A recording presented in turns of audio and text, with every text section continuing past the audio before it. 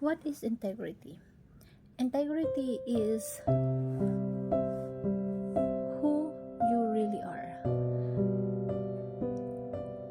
Like Jesus Christ is integrity.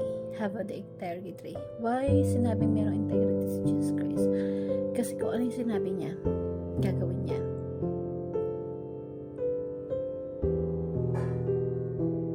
Kung ano ang sinabi niya, yun yung nasa isip niya, nasa puso niya, at gagawin niya.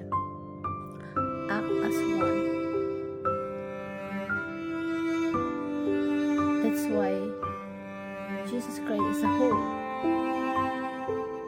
Because Jesus Christ is one. Integrity. Integrity is the way you believe. When you believe something, you do it as it is who you are. The way ka magsalita, the way ka gumalaw, kung ano yung iniisip mo, iisa lang. And integrity is something that what is true to yourself ay yung pinaniniwalaan mo, hindi mo babaliin yon. And sa life natin, pagiging successful, we need to be someone who has integrity,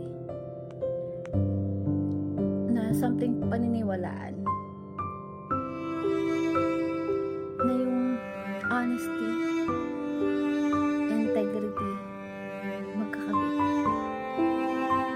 Andun yun, lalo na kapag sa business, lagi magkalikit yun.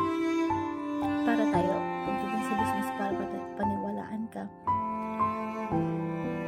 you need to be whole to yourself. You need to be one to yourself. You have to have that practices of integrity sa sarili mo. Yung paniniwala mo, align ko ano yung iniisip mo, ginagawa mo, na pag may sinabi ka, you practice na paninindigan mo. You apply it to yourself, at yun yung makikita ng tao. A man with integrity, na kung ano yung pinangako mo, you will deliver it. Kung ano yung belief mo, yun yung nagre-reflect sa pagkatao mo, na you are true to yourself. So walang maskara